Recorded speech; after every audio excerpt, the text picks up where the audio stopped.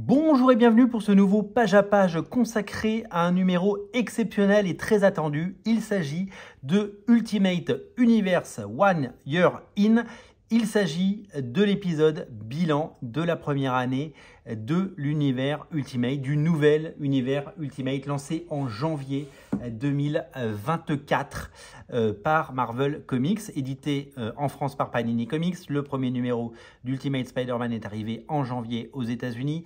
12 numéros sont sortis et pour refermer la première année et ouvrir sur la seconde, avec les premières pages, vous allez voir, de Ultimate Wolverine à la fin, restez bien jusqu'au bout, eh bien, vous allez donc pouvoir faire avec nous le bilan de cette année et nous proposer ce qui est un numéro spécial, mais ce qui pourrait être évidemment considéré comme un annual. Vous connaissez cette tradition des annuals chez Marvel, lancée dans les années 70, même avant, dans les années 60, il y en avait déjà.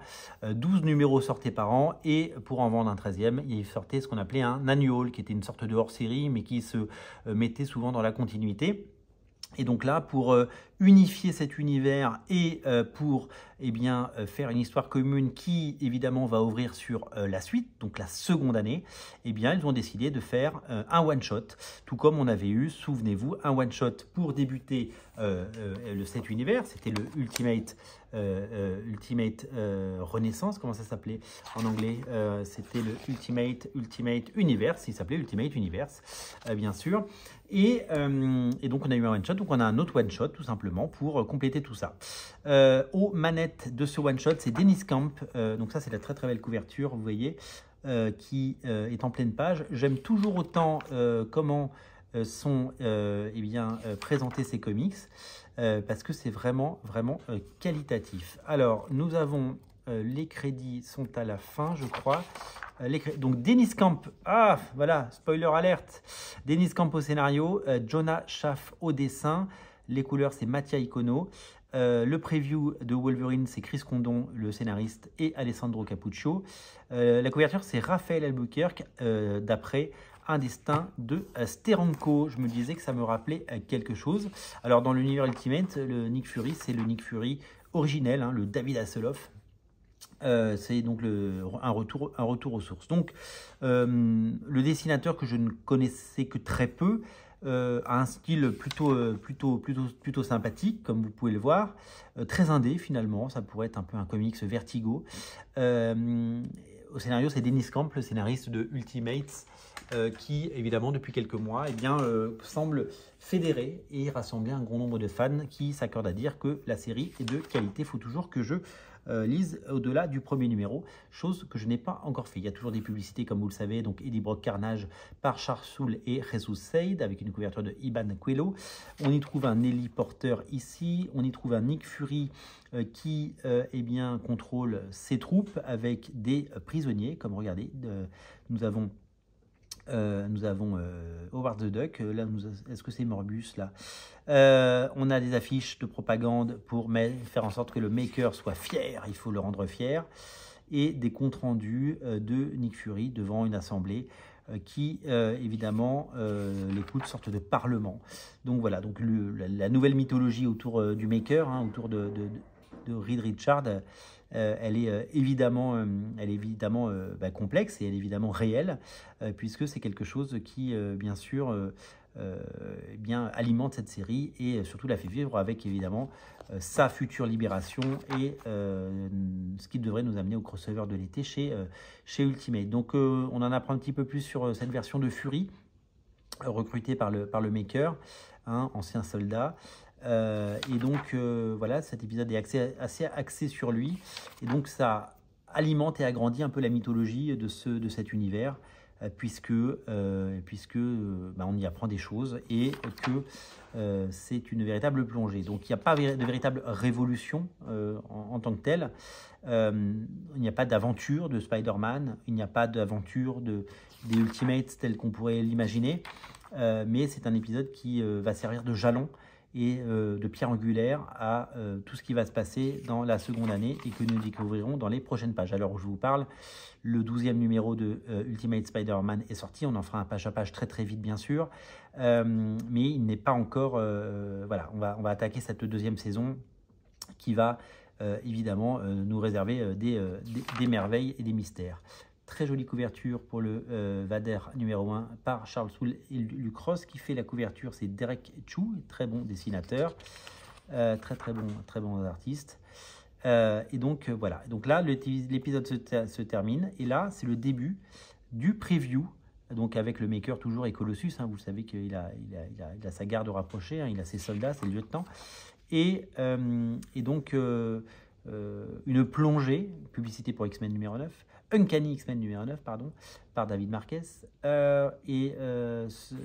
un premier aperçu, un premier preview de l'Ultimate Wolverine qui, vous le savez, dès janvier 2025, et on en fera également nous-mêmes un page à page, eh bien, sera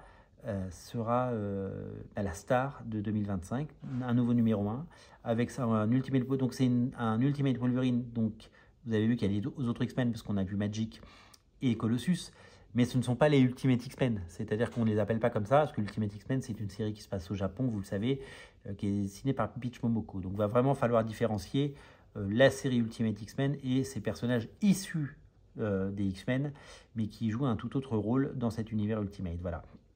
Donc la série Ultimate Wolverine sera scénarisée par Chris Rondon et dessinée par Alessandro Cappuccio. Donc c'est eux qui font ces 3 pages à la fin. Et il est plutôt efficace, ce Wolverine, avec ce costume qui est très sympathique. Il a cette espèce de masque comme le soldat de l'hiver.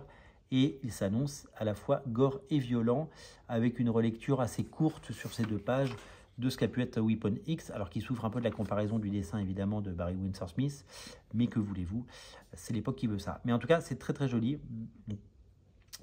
Et donc là, il y a marqué Now is our, il est des nôtres, c'est notre Winter Soldier. Donc en fait, ce Wolverine est un Winter Soldier, et donc il a été manipulé comme Bucky dans la, voilà, dans la réalité classique.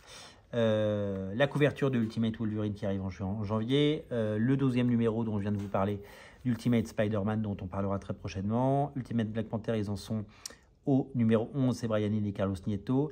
Peach Momoko est sur Ultimate X-Men numéro 10, et Ultimate numéro 7, c'est Dennis Camp, donc le scénariste de ce one-shot, et Juan Frigueri. Voilà. Et donc là, nous avons droit à des vinyles, une publicité pour des vinyles et une petite publicité pour des Lego. Voilà. Ah, il y a une petite tache, il y avait une tache sur ma table, zut flûte. Qu'est-ce que je peux vous dire, donc l'Ultimate Univers, donc les sagas sont éditées en France et en français par Panini dans ce softcover, dans ce kiosque, dans ce fascicule souple, ou qui existe aussi en couverture en dur. Moi j'ai les versions souples.